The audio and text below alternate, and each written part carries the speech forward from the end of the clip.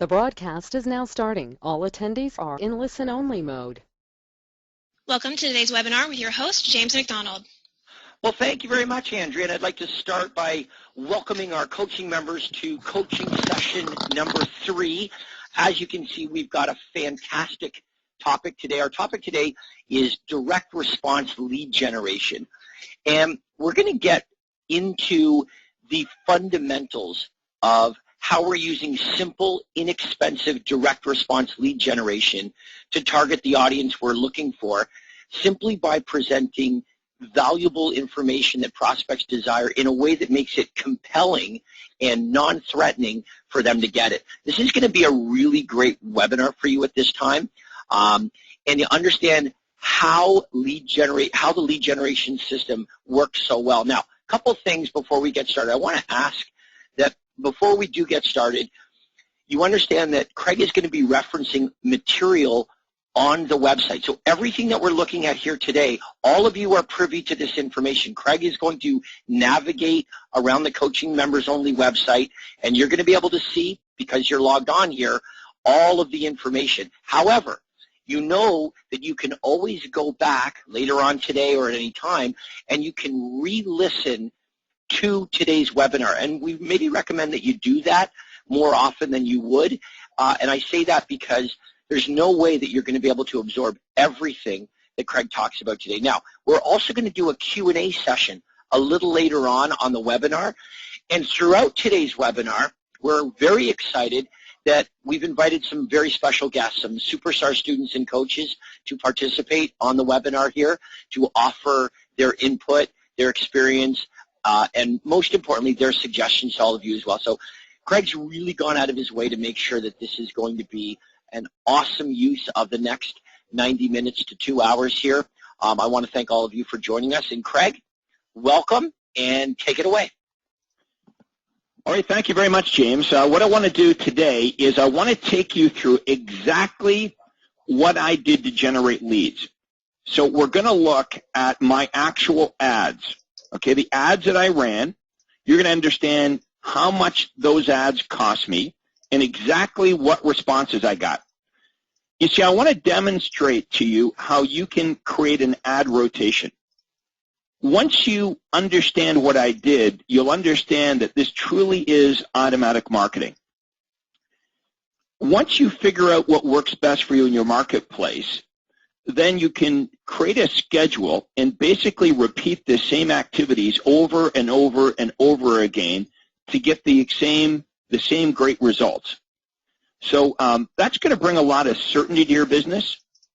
Imagine knowing with certainty that you're going to generate X amount of leads every day, every week, every month, and every year.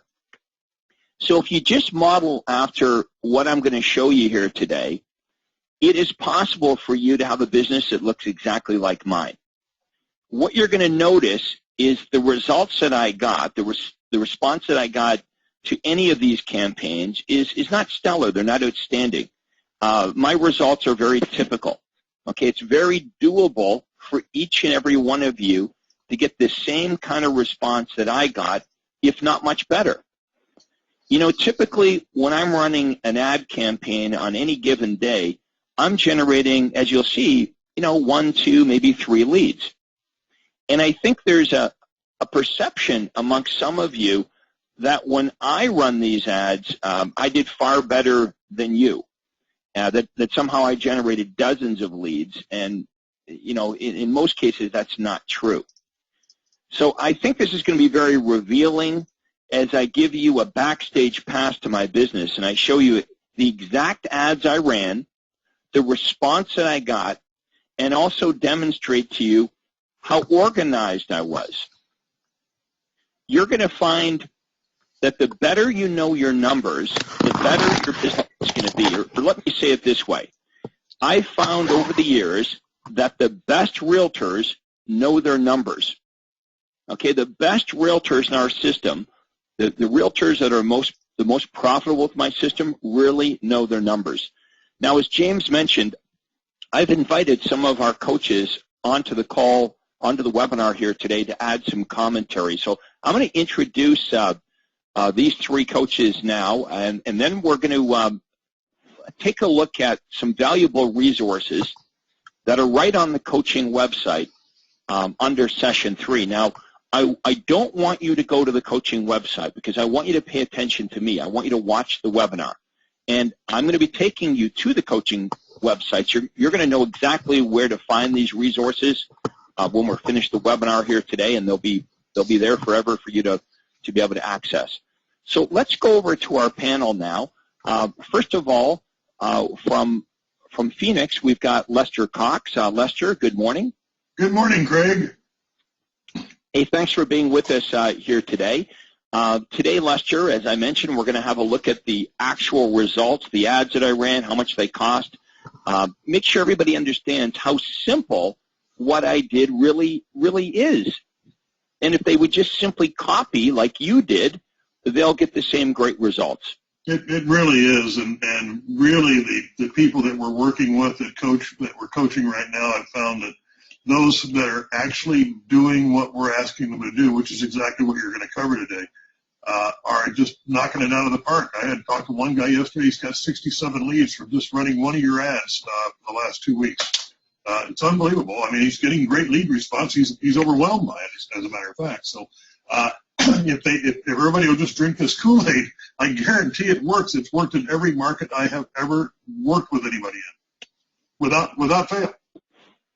You know, I like what I've heard you say so many times before, which is since you've been a coach with our organization, you've never had anybody that actually followed your instructions fail with this system. Absolutely none. Zero. In fact, everybody who has. I'm sorry. You've had people fail that don't run the ads or they don't know the universal callback script. Correct, but anybody who's actually done precisely what we ask them to do without fail, they have exploded their business. I mean, not everybody has tripled and quadrupled and 10 times their business, but everybody has made a substantial increase in their income. Coaching is absolutely free of charge. There is no cost to this. The only cost is not doing what we're asking you to do. Right. All right, so Lester, we're going to come back to you in a minute. Now, remember, everyone, Lester is in Phoenix, Arizona. Okay, he's in the Southwest. Okay, now we're going to go over to the Northeast. We're going to go to Philadelphia and talk to Warren Flax. Coach Warren, how are you doing this morning? Excellent, Craig. Good morning. You know, what I want to demonstrate today, Warren, is how organized my business really was. It was basically rinse and repeat. I just did the same things over and over and over again. Once I had proven to myself what campaigns worked the best, which mediums worked the best, I was able to just duplicate this over and over and over and over again. I really figured out how to place my marketing on autopilot, and I know you've done the same thing. Yeah, and I think one of the hardest things sometimes for those of us that are, entrepreneurial, we're hard-charging people, we think of ourselves as very successful people, and we want to adapt your system, but of course my big ego gets in the way. And so I don't want to just do exactly what Craig did, is what I was thinking in the beginning, because I'm thinking that would be too easy. So I'm going to put my own spin on it. I'm going to put my own twist on it. Maybe I think that my market is different. And what I found, I've been following your system now for 8 years, is the more I go back to doing exactly what you do, get my ego out of the way, and just humble myself and do what you did, the better the results are that we get. The more that I try to tweak it and think that I know more than the system, that's when I seem to get into trouble. So if I can encourage everybody out there to do one thing, Lester likes to say drink the Kool-Aid. What he means by that is simply just follow exactly what Craig is saying. Work with your coach on making sure that what you think is exactly what Craig's doing is exactly what we're teaching, and you will really get the results. Yeah, and if I do a good job here today, I'll make it really clear what it is that everyone should be doing. All right, Warren, we'll come back to you throughout the call. Let's go to our final panelist, Coach Rick Brash. Rick is in Canada. He's in Western Canada. So we've really tried to spread our coaches out today geographically. We've got Lester in the Southwest. We've got Warren in the Northeast. And we've got Rick Brash up in Canada. Rick, good morning. Hi, Craig. Great to be here. Hi, guys. Rick, you became a real student of direct response advertising, and I know you organized your business exactly the way I'm going to describe on this morning's webinar. Maybe you can just give everyone some comments on how important that was to you. Well, I remember, Craig, the best part of hooking up with you all those years ago, maybe 10 years ago, was you laid everything out on a table for me. And you said, you can do all of this if you need to, but whatever you do, simply do it the way I've done it. And I remember taking your stuff and bringing it home, Craig, and thinking, well, I'm going to have to adjust this a little bit for my market. It may work where those guys are, but I'm in a different place. I'm in Canada. I'm in Western Canada. You know what?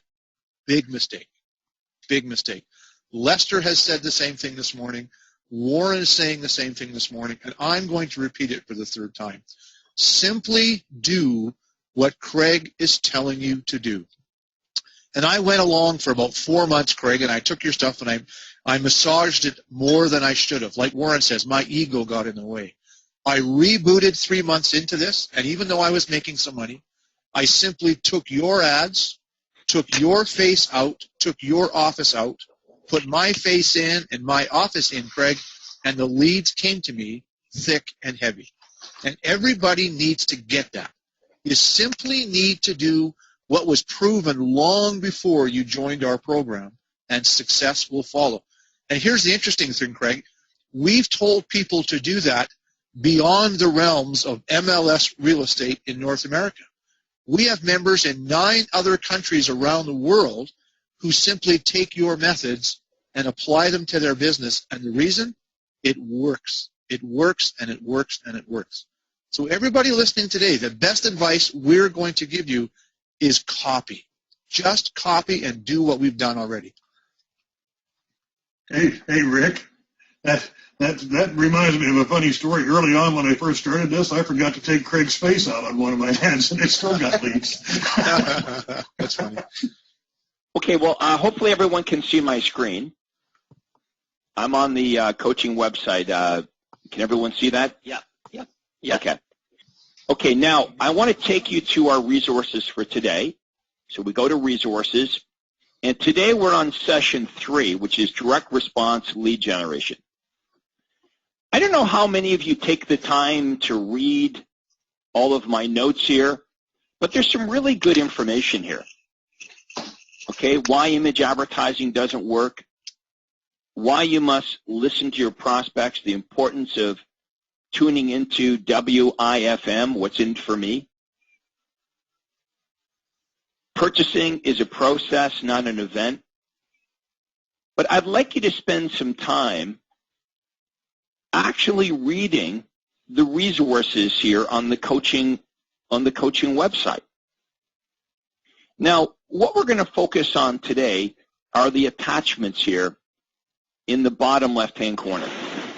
First of all, let's have a look at the classified ads that you should be running.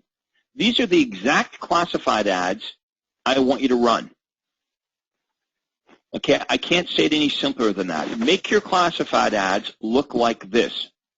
These are the classified ads that I ran for years and years and years and years with massive success.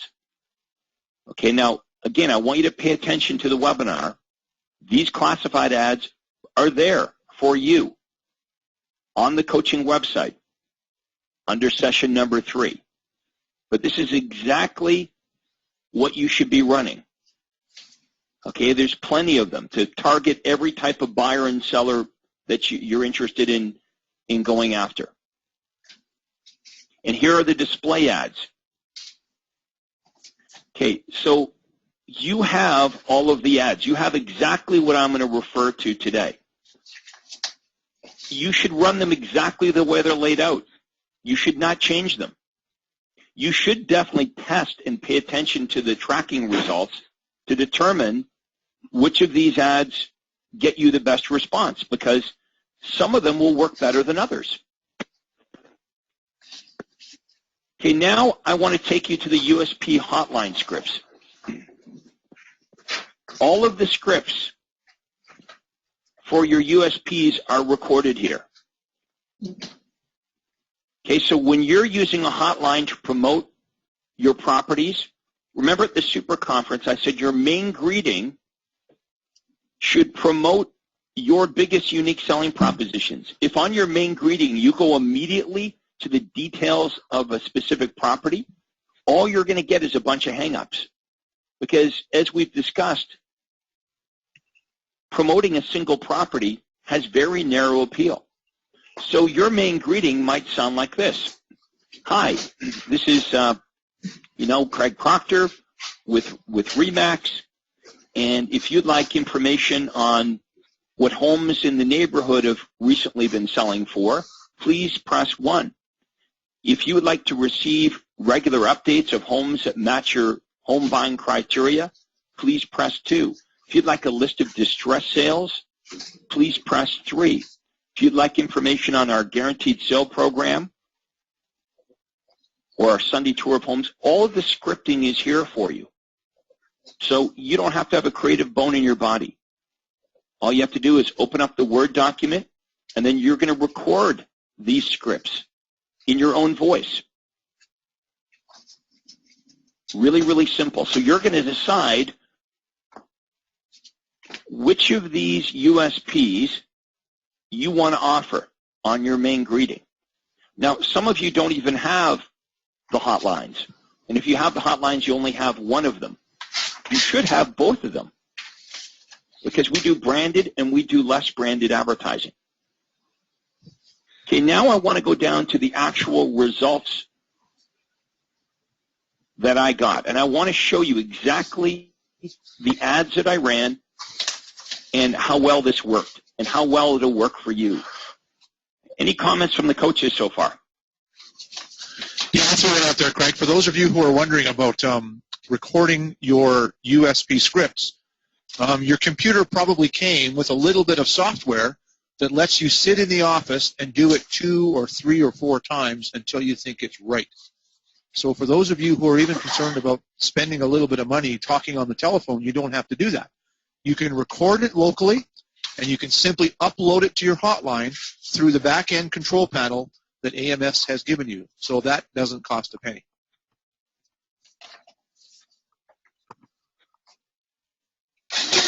And by the way, I think Lester's smiling, one of the best leads we can generate, one of the absolute best, easiest to convert leads we can generate comes from our listings. You get a hotline lead, boy, that's a great one to be all over right away. Lester, do you agree? If you have one listing, if you only have one listing and you have signs on it, you need a property tree hotline, and you drive traffic to your 24-hour recorded information line. We got some special tricks we'll show you where you'll actually be talking to that client while they're sitting in front of the house. Most of you have listings, and you need to leverage off of that. If you have listings, that means you have for sale signs. If you have for sale signs, you want to make sure that you're maximizing the number of inquiries from every one of your listings. Okay, and you want to automate this as much as possible by using a hotline.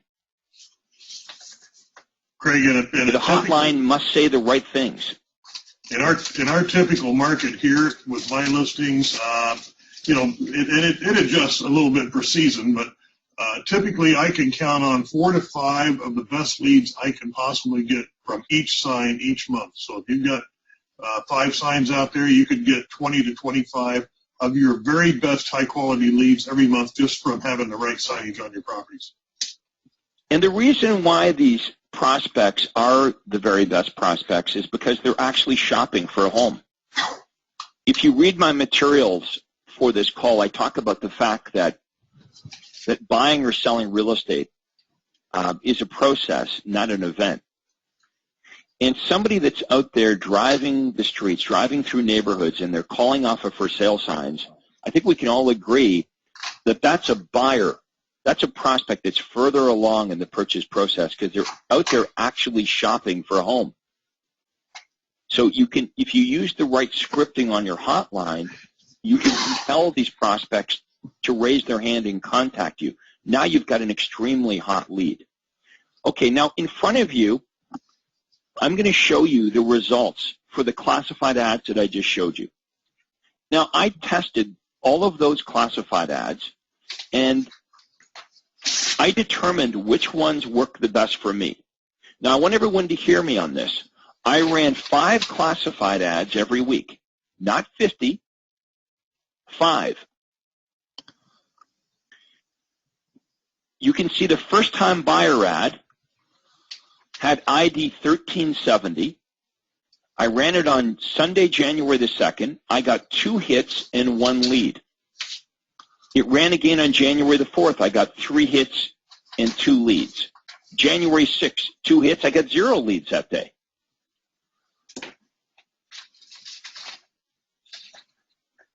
Look at the cost. Very low cost. First-time fixer-uppers, ID 1360. 3 hits, 3 leads. Okay, 6 and 3. 6 hits, 3 leads. The next day it runs. 5 hits, 3 leads. 14 hits, 9 leads for a cost of $90. That's about $10 a lead. Is there anyone here that wouldn't pay $10 to generate a high-quality lead? Now, the next 3 ads ran in all 3 local papers. Okay, these 2 classified ads ran just in the Era Banner. That's my local newspaper here in Newmarket. But there were, in the surrounding towns, there were 2 other newspapers, one in Richmond Hill and one in Markham. These 3 ads ran in all 3 newspapers. Okay, find out what the home down the street sold for. 2 hits, 1 lead, 1 hit, 1 lead, 1 hit, 0 leads. In all 3 newspapers, for the entire week, because the paper came out 3 times a week, Sundays, Tuesdays, and Thursdays, I only generated 2 leads at a cost of $209. That's about $100 a lead. That's pretty expensive. But still, if I converted one of those leads to a listing appointment, it's worth it. The divorce campaign, the entire week, 20 hits and 8 leads for $209, so about $50 a lead. Online home evaluation, obviously there was no ID number because we're driving traffic to a URL, not a 4-digit ID number. But I want everyone to see how this is repeated every week. Okay, week of January the 9th. Now notice that the bottom 3 ads ran in all 3 newspapers.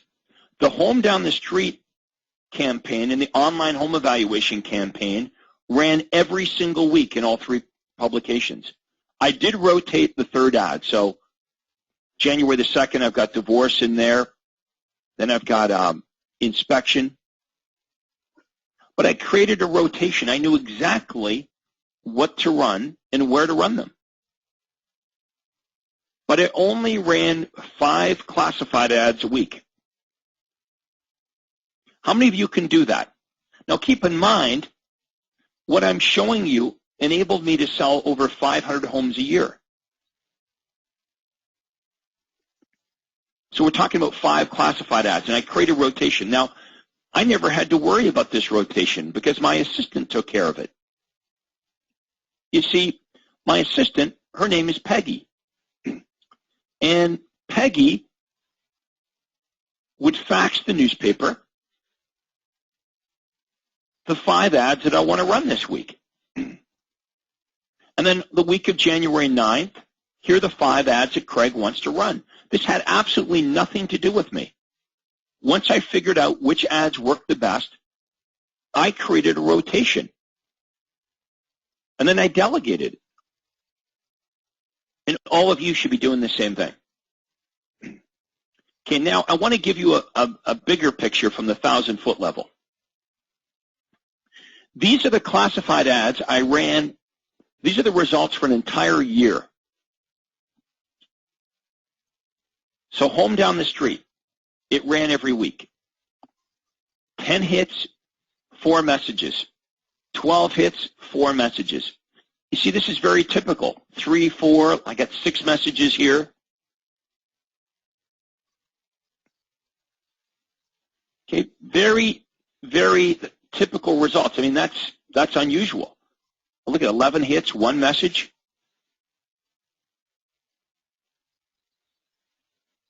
Okay, these are the same kind of results that you get. You may get better results than I get. Divorce, home inspection, for sale by owner. These are all the ads that we've been discussing. Okay, so these are on the coaching website. You can look at them. The actual campaigns I ran and the results that I got every time I ran them. Look at, not all of them worked. Country homes, take out a rotation for now. Okay, that one didn't work. Here are the display ads.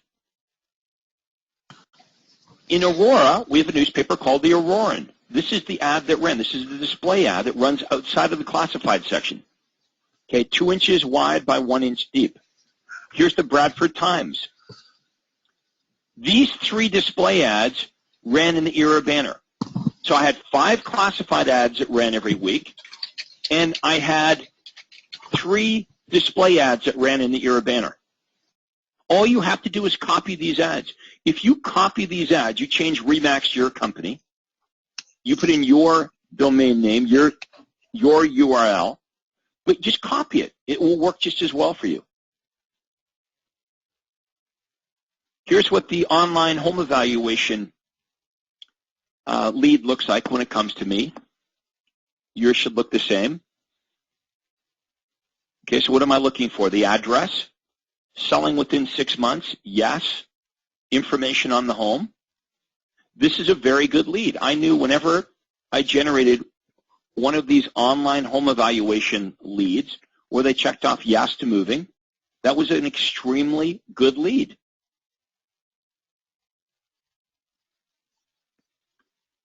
Okay, so again, here is a fax from my assistant Peggy to Jan at the newspaper.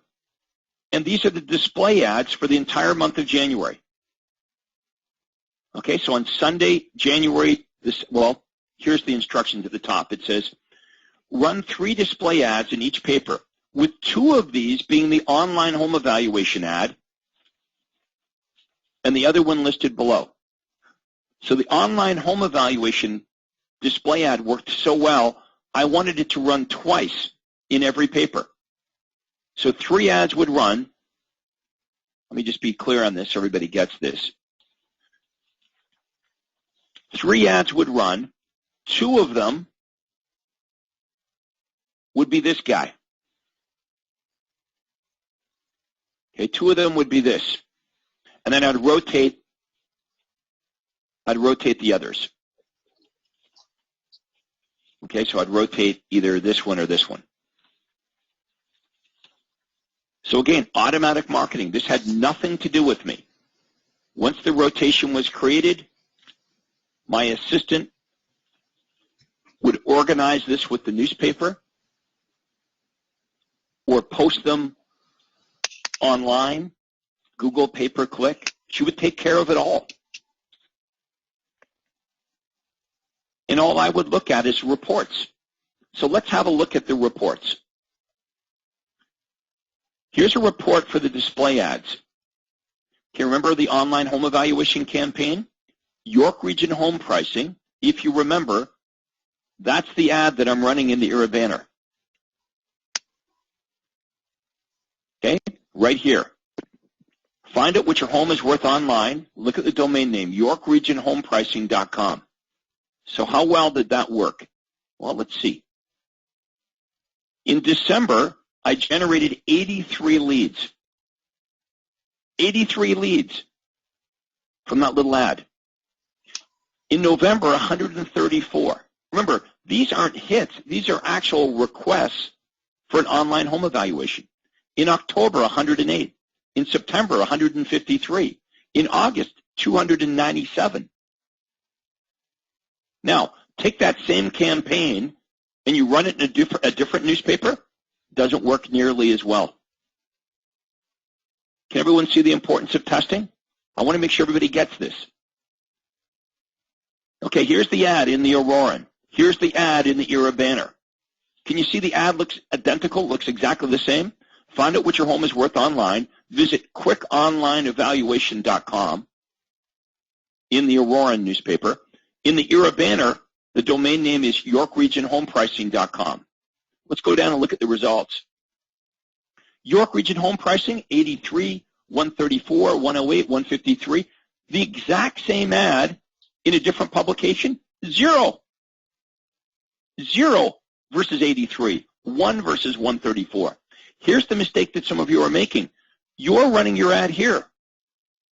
You're running your ad in the Auroran, and you know what you're thinking?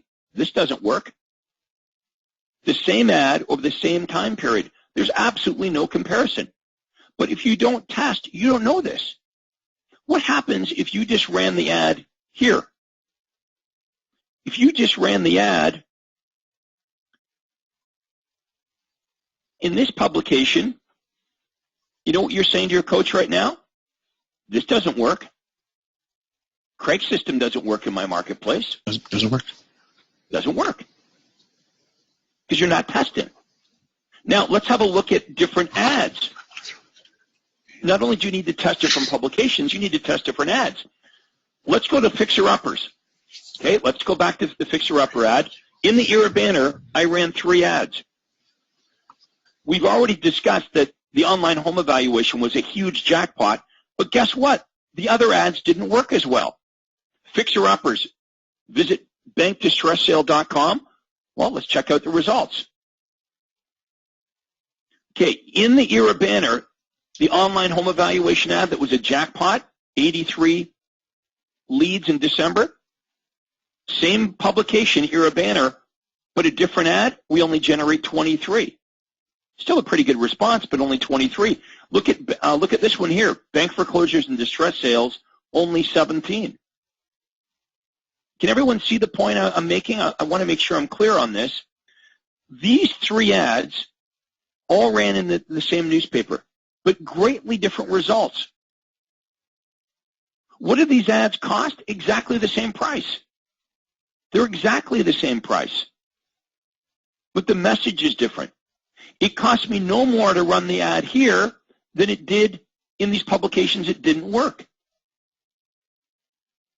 So that's why tracking and testing is so very, very important.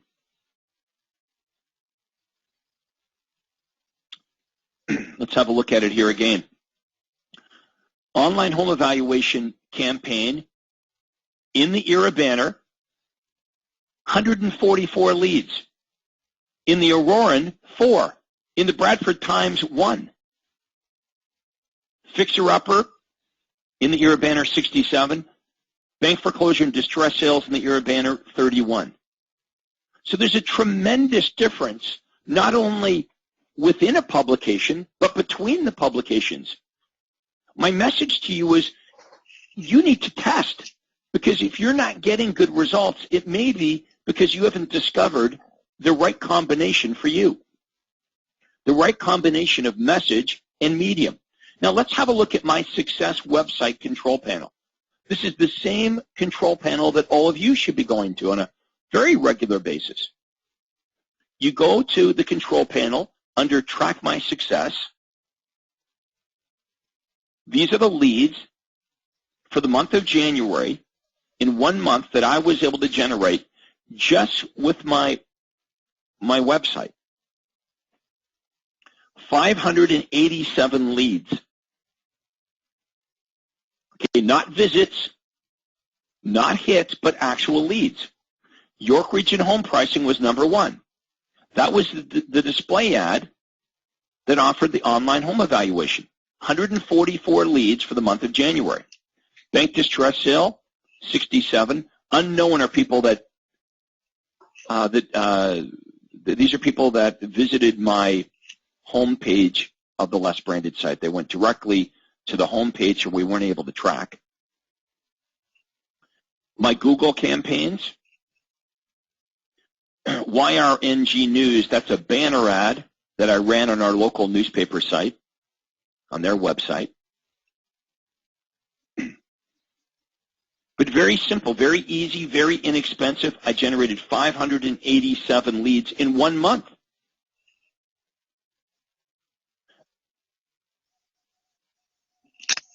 Let's have a look at the editorials.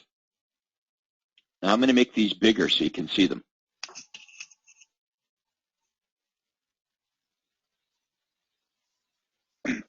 The point I want to make here is how carefully I tracked and the detail that I would go into. So these are the editorial ads. On January 4th, I ran the best financing campaign with this headline: how to secure super low down payment home loans when you buy a home. Now, I tested the headlines. I also tested what page number the ad ran on. This ran on page 5, a pretty good positioning. So environment was the bottom left-hand corner of the page, pretty good positioning. I had 2 hits and 1 message. On Thursday, January the 6th, I ran the legal campaign, how to avoid 3 legal mistakes before you list your home for sale. ID 3801, page A8, top left-hand side of the page, good positioning. 1 hit and 1 lead. On January 9, save thousands. That was the campaign. The headline was find out how to save thousands of dollars when you buy your next home. The scriptures recorded in 4712. The ad ran on page 7. It was on the middle left, the middle of a left-hand page, good positioning. Had 3 hits and 3 messages. But can you see this is very typical? Look at this, 3 messages, 4 messages, 2 messages, 7 messages. That's pretty good for me. 6 messages. Most of you get a better response than I was getting. How many of you are tracking with this kind of detail? Here's the liberal newspaper. Okay, this is a little bigger newspaper, or a wider circulation. See the costly home seller mistakes? 14 leads I generated that day. That's unusually good for me. Okay, now the hotline reports. You should all be accessing your hotline reports by going into the AMS control panel. Okay, so ID 1162, I had 4 callers, but they left 5 messages. So one of the callers left me 2 messages. Fixer Upper Homes, Acreage, 10 questions report, costly home sellers report. Again, it's all tracked. So on that for that particular period of time, there were 15 scripts played 49 times. There were 16 different callers, and I got 14 messages. That's pretty good, right? 16 unique callers left 14 messages. These are really good leads.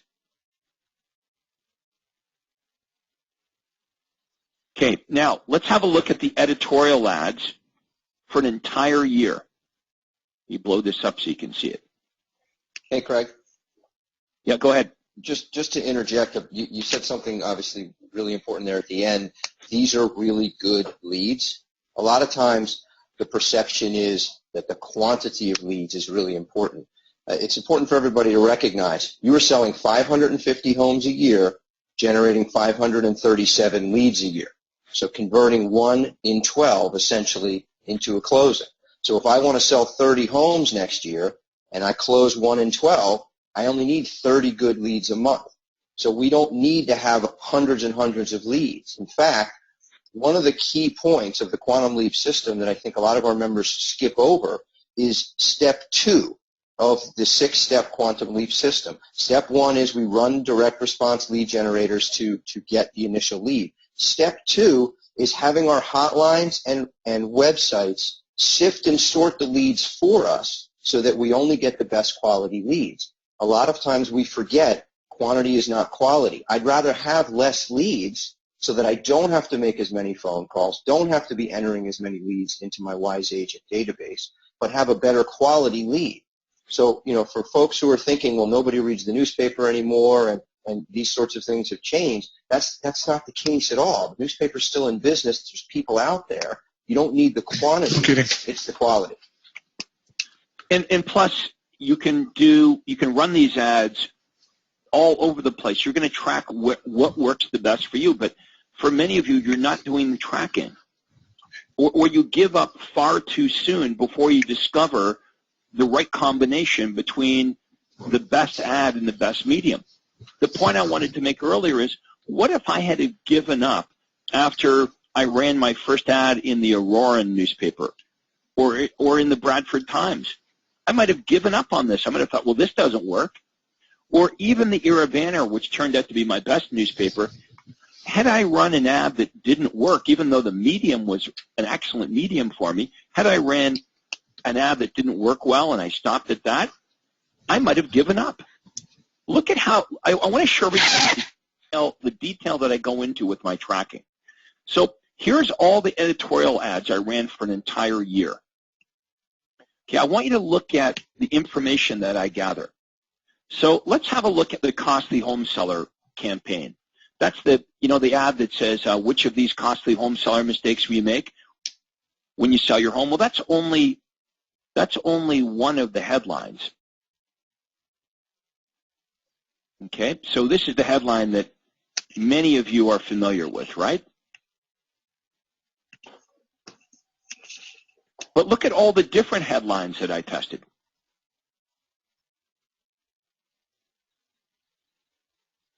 And look at the variance in the response. Can everybody see that? The only thing that changed was the headline.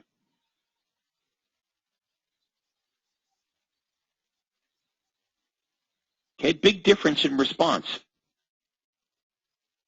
How to sell your home fast and for top dollar. On March the 7th, I had 18 calls and 17 messages.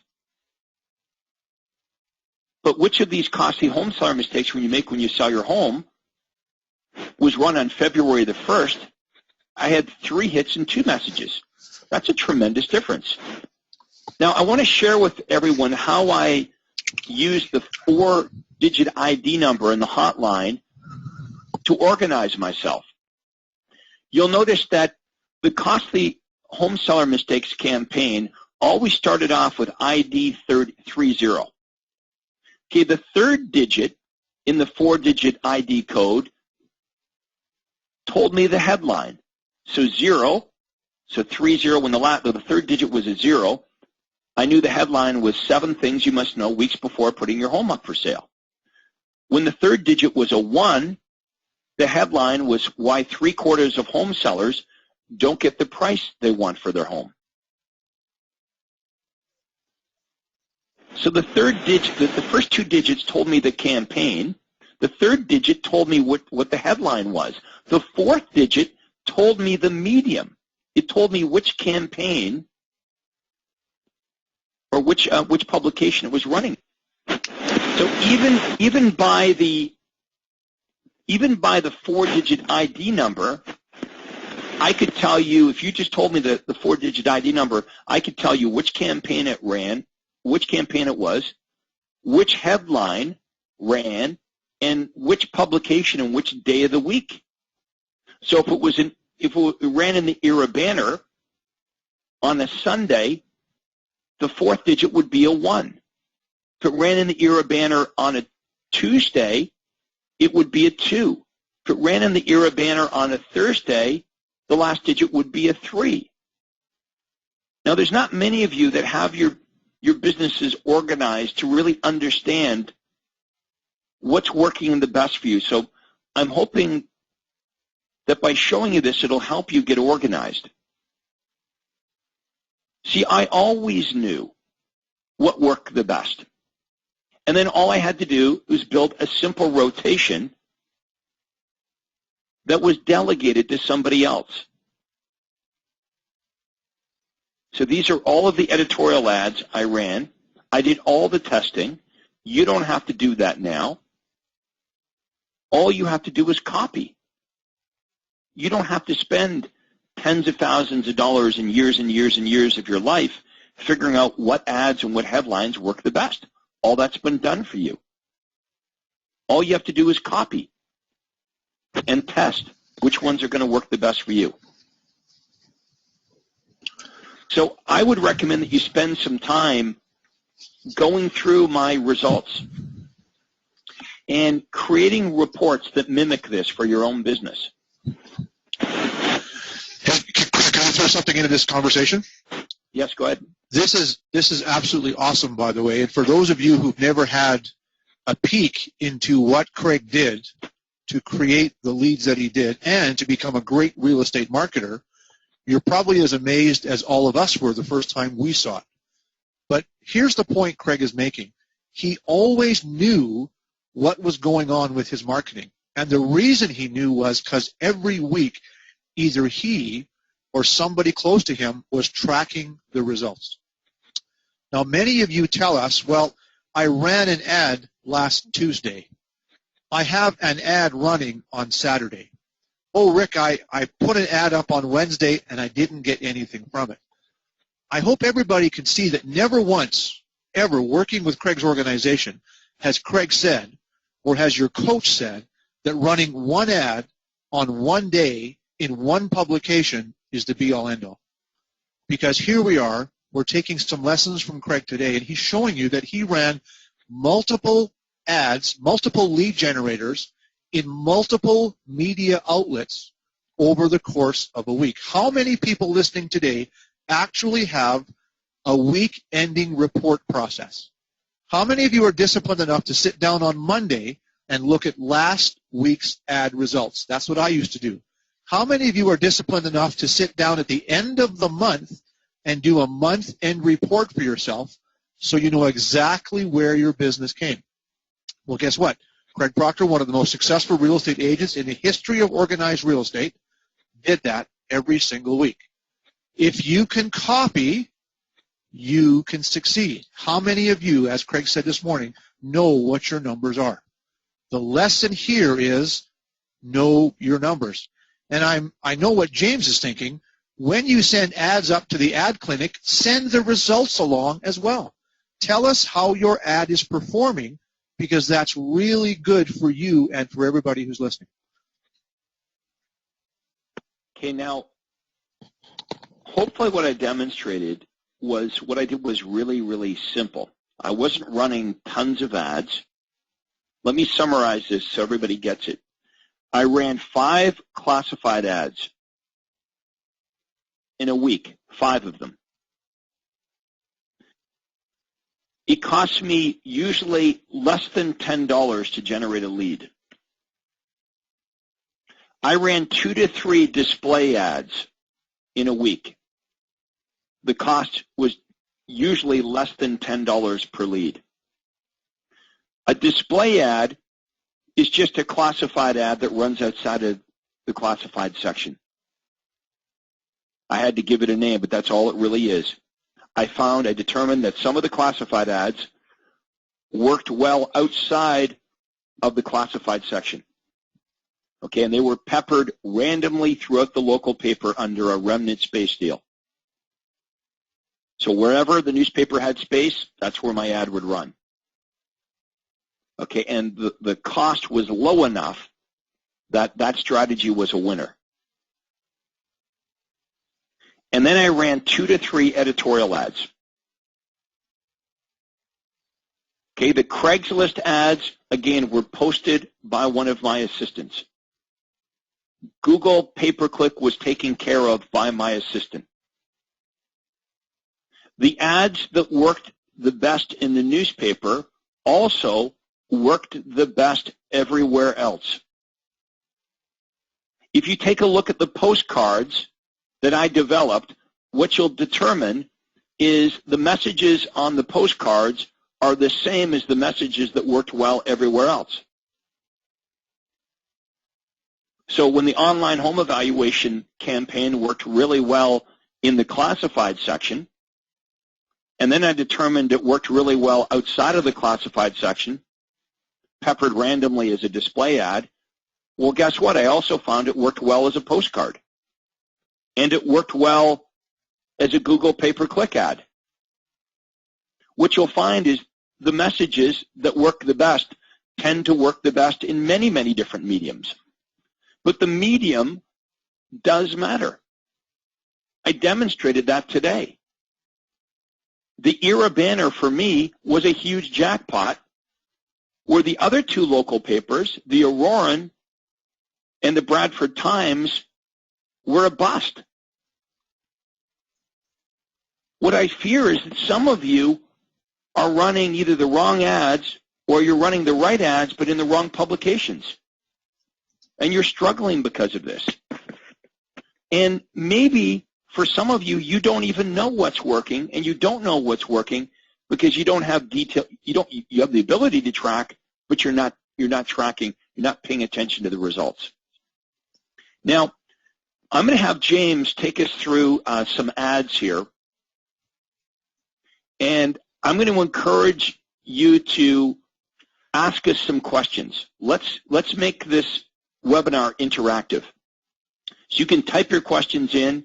If you have an audio question, Andrea will take your audio questions. But you can ask us any question about anything we've covered here today. Because I really want you just to understand how simple what I did was. And the reason I've asked the coaches to come on here is because they know it's true, because this is exactly what they did when they were in your shoes. They just copied what I did, and now they're top agents in their respective marketplaces. In fact, now they're coaching other realtors to do what I taught them to do many, many years ago. So, James, let's have a look at ad number 1. Yeah, I think what's important to look at with all of these ads is that the rules that sort of bound all of the different types of ads. And maybe the rules for classified ads aren't always the same as for editorial ads, for example, or for direct mail, for USP advertising. I just want to give everybody an idea of what makes an ad really good. So we're looking at the distress sale ad, and obviously the content of the ad, we've talked about the fact that we're offering great deals, or what are perceived as great deals, to create that urgency to respond. A couple of things you'll notice here in this ad is that they've included both a domain name and a hotline number as well. In print, that's exactly what you want to do. You want to include both. If this was online, different story. But here's the thing that strikes me most about this ad. And by the way, this ad was very, very successful.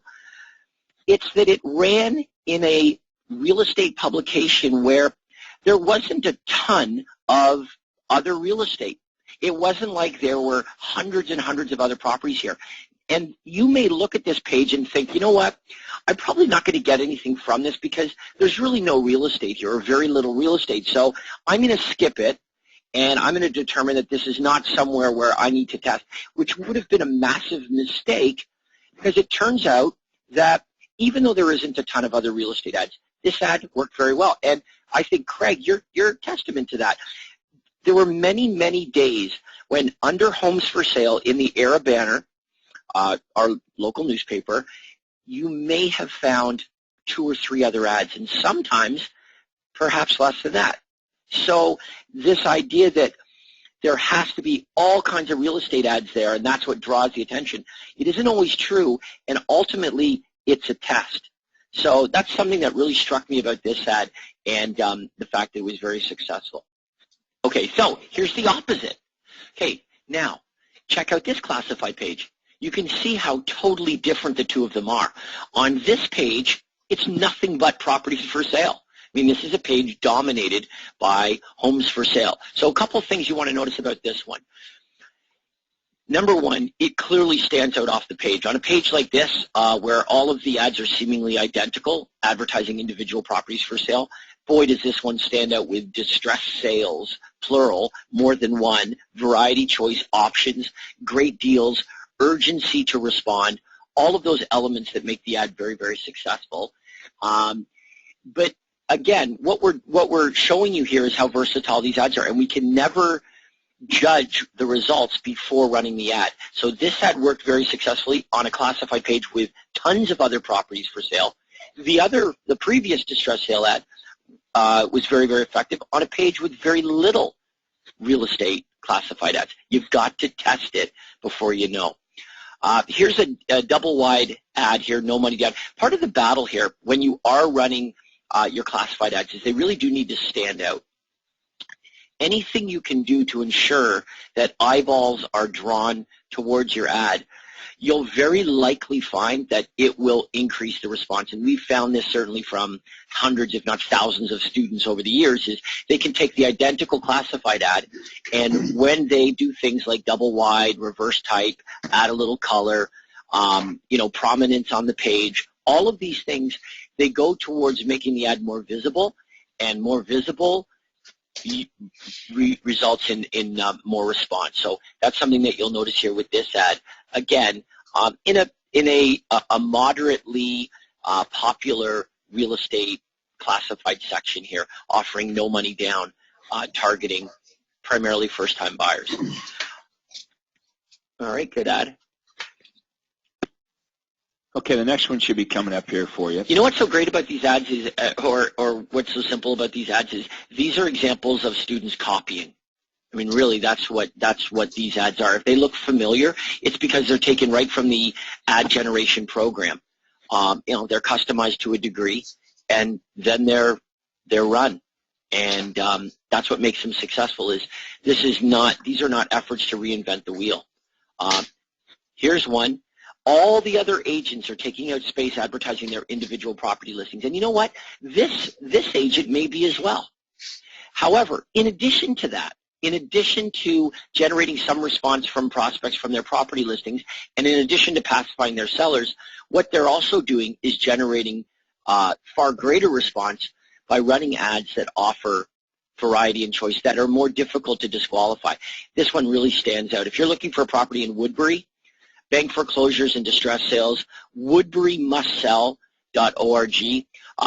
Couple little things that we would critique in this ad. It's a great message. It really stands out. It has all those elements.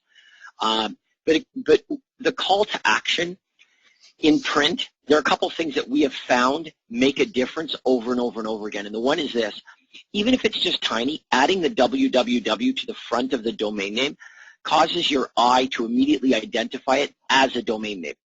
Next, having .org instead of .com, the reason you likely have .org is because the .com isn't available. And the reason the .com isn't available is because one of your competitors has it. Now, the problem is when I go onto my keyboard and I enter woodburymustsell.com, which isn't unlikely that I would do, it's going to take me to a real estate website. So I'm going to think, yeah, I'm on the right place. The problem is you're paying money driving traffic to your competitor's website. So in print, you'll find that a .com is superior to .info, .org, any of the other alternatives that you have. In online, however, you know what? They're clicking on the domain name, so it could be dot whatever, and it isn't relevant. So for print, that's something. And also, maybe they tested this, but adding your 1-800-HOT number is a great idea. It's a test. If you run it and you find overwhelmingly you get better response when you only offer the domain name, then yes, that would make sense. But first, it's a test. Here's the next ad. Again, bank-owned fixer-uppers, free list of pictures. And in this one, they've included a range, a price range. They're really trying to capture those prospects looking between 100 and 200. So they understand that although they are eliminating anybody below 100 or above 200, they're purposely eliminating those prospects. What they are doing is they're really calling out and grabbing by the throat all of those prospects they're really looking to attract between 100 and 200. It becomes even more compelling to those prospects because of the price range. Here's an editorial style ad. Really good job. I mean, this looks like an article in the newspaper, and that is the rule. Run your editorial so that it looks like an article in the newspaper. The column widths, the size of type, the style of headline, even little things like you'll notice how in the headline you can just read "Stole truck gets 2 to 4 years." That was Craig a few years back in his youth. But you'll notice how none of the letters are capitalized. in the headline. That's very typical. Only the first letter of the first word is capitalized. It's a little thing, but you notice it when yours is different. So they've done a great job here, and that's why this not only looks great, but it worked extremely effectively. And by the way, here's what's great about these editorial style ads. You can have 4 or 5 of them and create a rotation or a system of running these ads, just as Craig has been describing with your classified ads.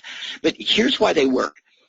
Every, week in and week out, local area residents are reading the local newspaper. We understand not everybody reads it, certainly. Maybe even a small percentage read it. But here's the difference.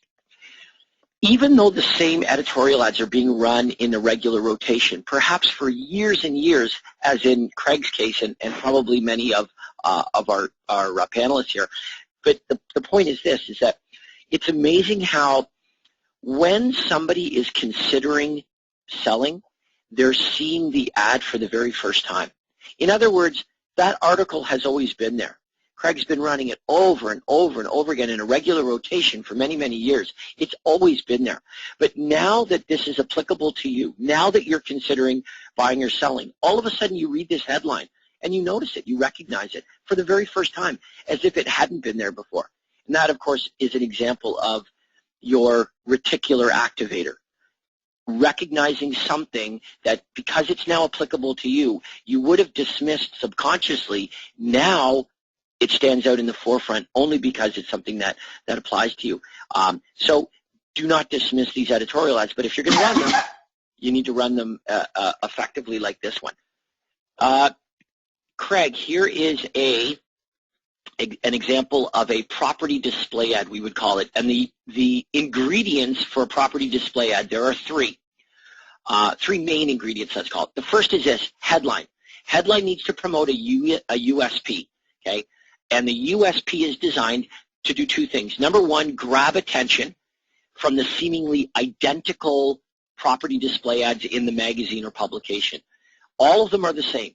They feature either no headline at all, or they feature a headline with, somebody's face or name or a company logo, that kind of thing. We want ours to be different by promoting a unique selling proposition. And that unique selling proposition also is going to be attached to our likeness, to our business, to ourselves. We want to make sure that the marketplace begin to associate you, in this case Morgan Hill, with this very valuable, unique selling proposition that none of the other agents in the publication are offering. So for this ad, mission accomplished. Okay, the second element or ingredient in these kinds of property display ads is we want to make sure that mixed in with our properties are universal offers. In other words, the individual properties themselves are easy to disqualify. Very easy to get rid of them. Too big, too small, wrong area, wrong price, wrong this, wrong that, don't like the look of it, whatever it is. It's easy to put a line or an X through any individual property. But if mixed in with those properties are universal offers that are more difficult to disqualify, what you'll likely find, as hundreds and hundreds, if not thousands of students over the years have discovered in following this formula, is you'll very likely generate far more response from the universal offers in the ad than you will the properties themselves. And then the third feature is this. In the properties themselves, the biggest mistake you'll make is trying to sell the property by giving all the features of the property. What you're doing, the more features you give of the property, the more you're disqualifying prospects. And you also want to make it easy to get the information about that property, which means essentially using a 1-800 hotline and including that call to action in virtually every single one of the property ads that you're displaying here on this page. Sunday tour. This is a Sunday tour ad. The biggest rule with the Sunday tour ad is to copy, by far. Craig mastered the Sunday tour ad. After doing it 100 different ways, he arrived at the best way to promote the Sunday tour of homes. As far as the ad goes, what it does is it clearly gives the time that the tour is stopping by that property. But the explanation of how the tour works is critical. So you'll notice to the right-hand side, the explanation of the tour. You choose the properties that you want to visit. The biggest mistake is if you just feature the properties and you talk about a tour, People think that you're asking them to get on a bus, and nobody wants to get on a bus. Well, some people want to get on a bus. Most people don't want to get on a bus. So that's very important, that it very clearly explain how the tour works. Now, here's a mistake that you'll make. You will want to extend the time of the tour, because you'll look at this and say, 10, 15 minutes, nah, Craig's crazy. In my marketplace, that's too short.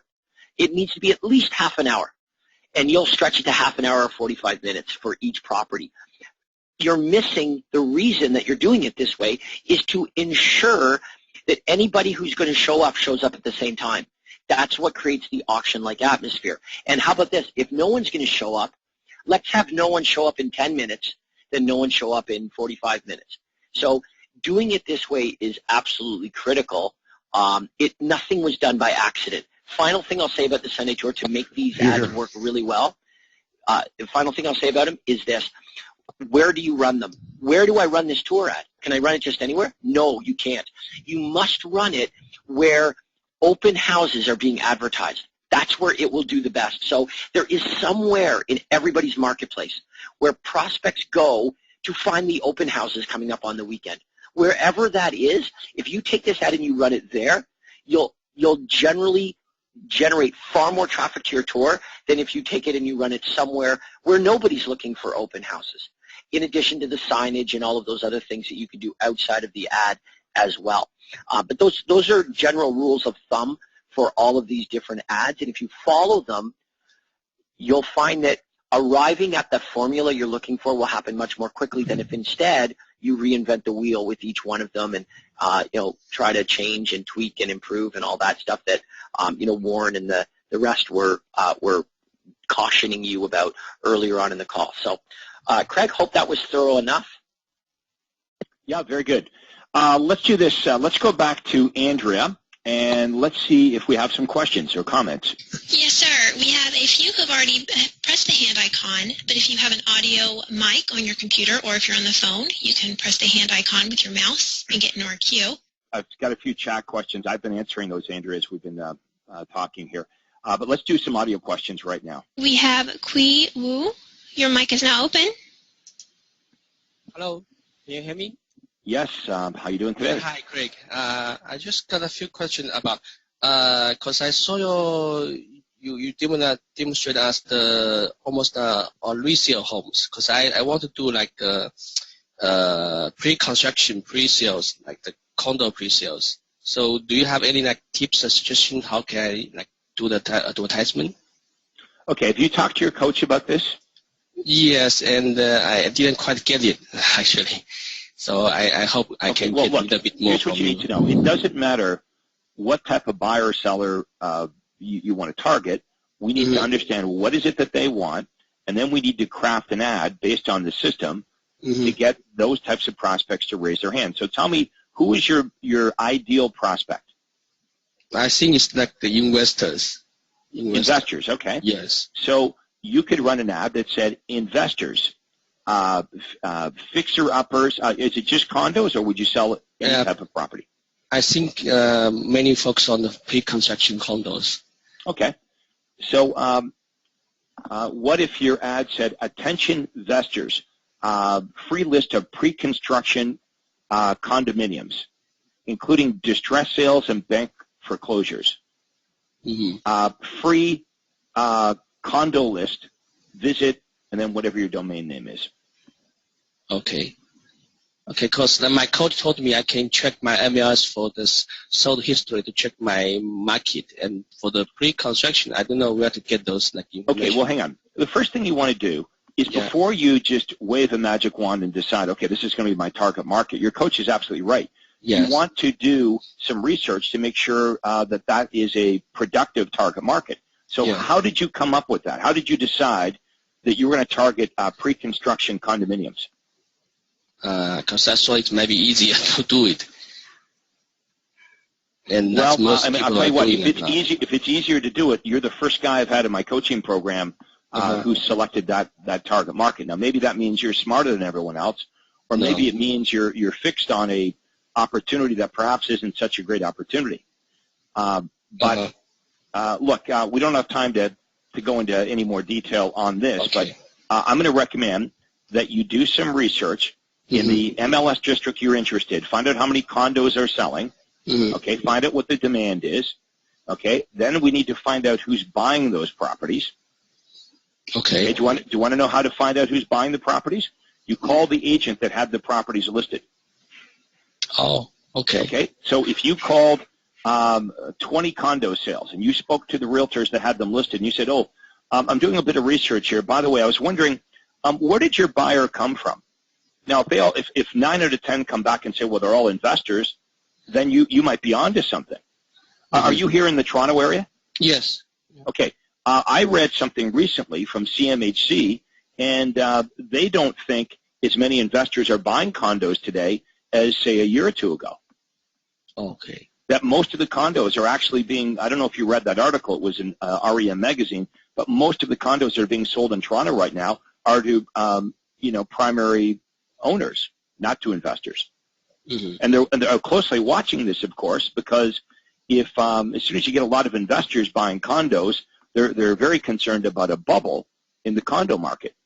And this article was talking about how the government was actually relieved to see that the majority of buyers of condominiums in Toronto were no longer investors, but just, people that wanted to buy a condo. Okay, I see. Anyway, I hope that helps. Let's go back to Andrea, and we'll take our next caller. Yes, sir. Our next guest is John Cohen. Your mic is now open. Yes, thank you. Craig, I was wondering, how would you describe the quality of the leads on Craigslist compared to, let's say, Google AdWords or Facebook? I would say I like Facebook the best, and then Google, and then Craigslist are probably the lowest quality. But, it's free, right? So, that would be like you inviting me over to dinner, and then I complain about dinner, right? Like anything you get from Craigslist is a bonus because it doesn't cost you anything. So, many of you who come to me, you're tight on money. So we say, start with Craigslist. It doesn't cost anything. And the nice thing about Google pay-per-click and Facebook pay-per-click is you can set a very modest budget. Now, what I really like about Facebook is you can specifically target who sees your ad. So, I can set it. I don't want people that are, teenagers seeing my ad on Facebook, right? I can pick the geographical area.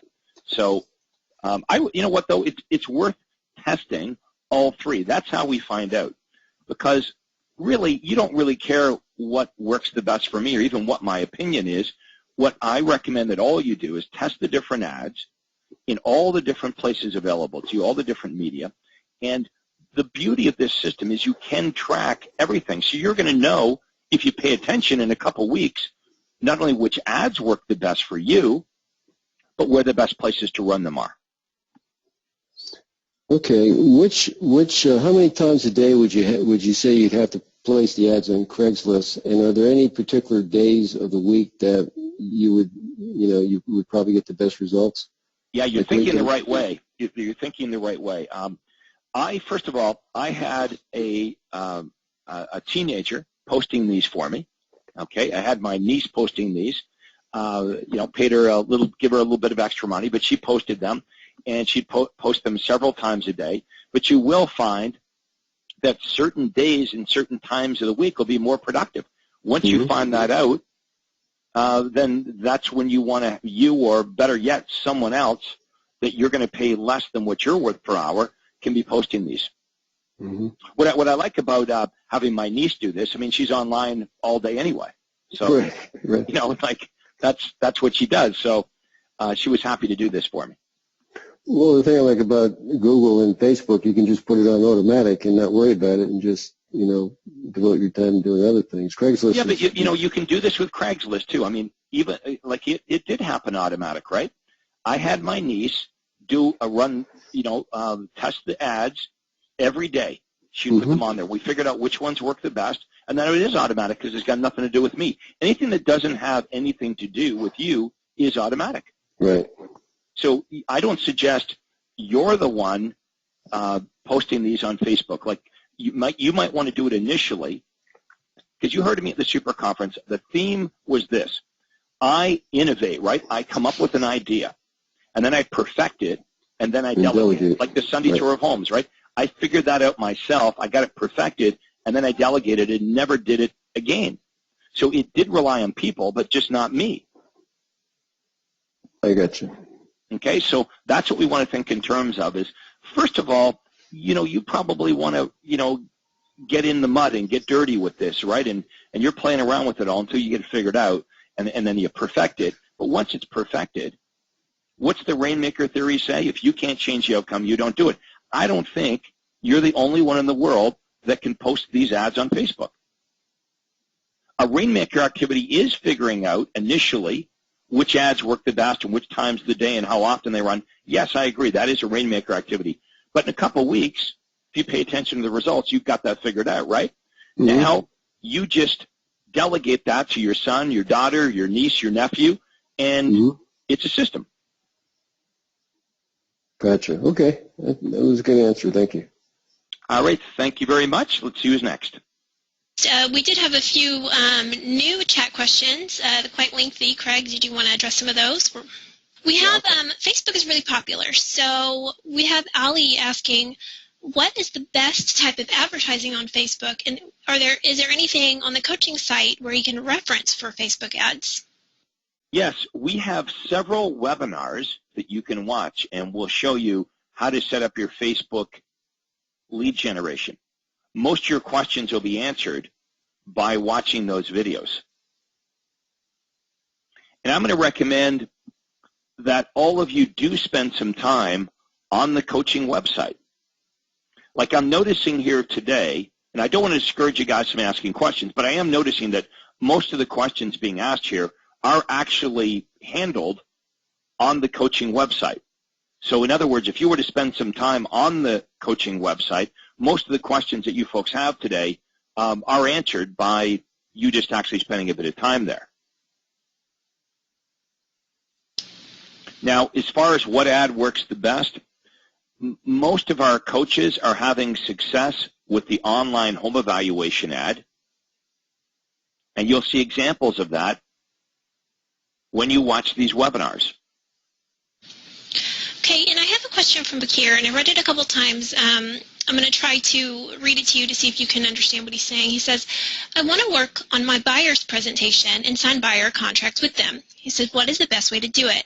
Goes on to say, I was working with a buyer for 4 weeks. I showed all the properties at their budget. When I came back and called them last Monday, I found out they made an offer to a condo. He says he needs help, and it was referred to him by his financing guy.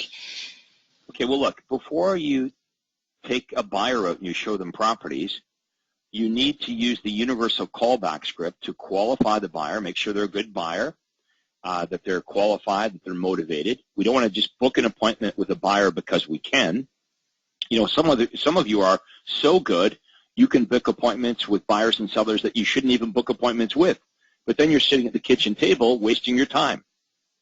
So you use the universal callback script. You ask the probing questions, and you determine whether it's a good buyer or seller opportunity, and then you articulate the buyer offer or the seller offer in the script to compel the buyer to meet with you. You must get the buyer to meet with you so you can present the benefits in the buyer presentation.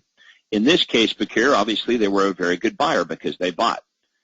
If you take them out and you show them properties and then you try to get together with them, well, you're going to have no luck in doing that, okay? Because you've already demonstrated to the buyer that your time is worth nothing. You've demonstrated to them that they can call you whenever they want. You'll run around and show them properties. You would never do that with the seller side of your business. The seller said, hey, Bakir, I want you to advertise my home in the paper. I want you to open house it. I want you to show my property whenever, but I don't want to sign a listing agreement with you. You wouldn't do that. So why should the buyer side of your business be any different? Okay. Lauren is asking about domain names, and she says there's a .properties and a .homes instead of a .com.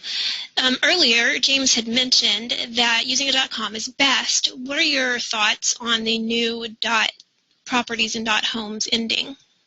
Okay, look, if it's an online ad, and I'm just going to click on it, okay, so it's like Facebook or it's online, it's a banner ad. It doesn't really matter what the domain name is because no one's actually typing it in, right? They're just clicking on the link. However, if it's in print, I would go with the .com because people are used to .com. I'll give you a quick example. One of our long-time members is a guy by the name of Gil Szabo. He's in Penticton, British Columbia. He's in coaching. He runs my online home evaluation campaign, and his domain name is www.onlinehomeevaluation.ca, okay, Canadian prefix. I run the same ad, but my domain name is onlinehomeevaluation.com. Okay, so mine is .com, his is .ca. Guess what happens? When he runs the ads, I start getting his leads. So even though the ad said clearly onlinehomeevaluation.ca, buyers were typing in .com.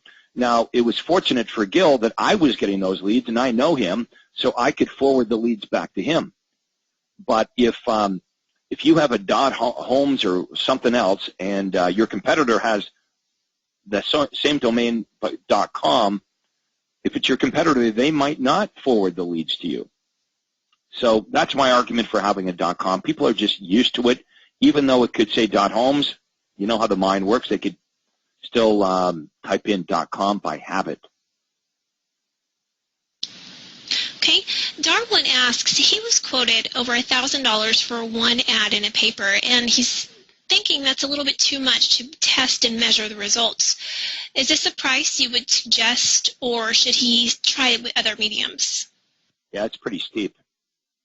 I would try to negotiate that. I don't know what he's paying $1,000 for. Darwin, maybe you can type that in. Is that like a full-page ad? Is it an editorial ad? He's saying he goes on. He just types. It's an editorial ad for one day in your local free newspaper. It's a lot for a free newspaper. What publication? Where's he running that ad? Let's see what else he typed. Would you recommend placing an ad or use the money for something less? Brampton Guardian. Okay, that's a lot of money. I would go back, Darwin, and try to negotiate with them. What if you committed to running the ad several times? Would they drop the price? What if you said, well, what if I run it 3 times? What if I run it 5 times? Could you drop the price to $500 an insert? Now, keep in mind, even at $1,000 to run your editorial ad, if you, okay, he says $725 for 26 times. Okay, so here's what you do, Darwin. You run the ad, okay, if you sell even one transaction, you do one deal from it, I don't know what your average commission is. Let's say it's 10 grand. Would you keep running that ad? Would you do that? Would you spend $1,000 to make $10,000? You probably would, right? Now, once you determine that it works, then you can commit for the 26 times that you're talking about here and drop the price from $1,000 to $725. And Darwin, work with the publication, work them over. It's not like they have as many advertisers as they used to. You can probably negotiate a much lower fee. I mean, that's just what they're quoting you without any negotiation, right? Okay, Mike and Cindy George are saying, what about flyers inserted in the newspaper? I like that, Mike and Cindy. They've asked the question, and they even have come up with their own answer, which is test, right? Yep. So what you want to determine there is the real head-to-head test, Mike and Cindy, that you're doing is you've got the same postcard, the same flyer, and you're testing distribution. So the test is going to be as an insert in the local paper that has free home delivery versus every door direct. Okay, in Canada, we Posto walks here in Canada, but with every door direct in the U.S., I think it's about 15 or 16 cents. So that's what you want to test. And what you want to test, by the way, is return on investment. Okay, don't get fixated, Mike and Cindy, on what it costs. So, for example, let's say that it costs you less money to insert your postcards as an insert in the local paper than it did sending up the same number of postcards through the post office. But if you get a much better response with the postcards that went out through the post office, and let's say you made $50,000 in commissions versus $30,000 of commissions when that same postcard is sent out as an insert, who cares if the post office costs you $500 more? Because you made an extra $20,000. So this isn't about what costs the lease, it's about ROI, return on investment. Now, by all means, if your return was exactly the same and it costs less to distribute those postcards as an insert through the local paper, then you would know what to do. Okay, we'll wrap it up. So Andrea, I want to thank you for doing a great job here. I want to thank all of our coaches for being with us today. And most of all, I want to thank all of our coaching members. I hope you've enjoyed our coaching session here today, and look forward to speaking to all of you on the Thursday role play call. We have an opportunity to role play with myself and James McDonald, and we'll help you handle any of the objections you're getting. So everybody have a great day. Go sell some houses. Take care. That concludes today's coaching session.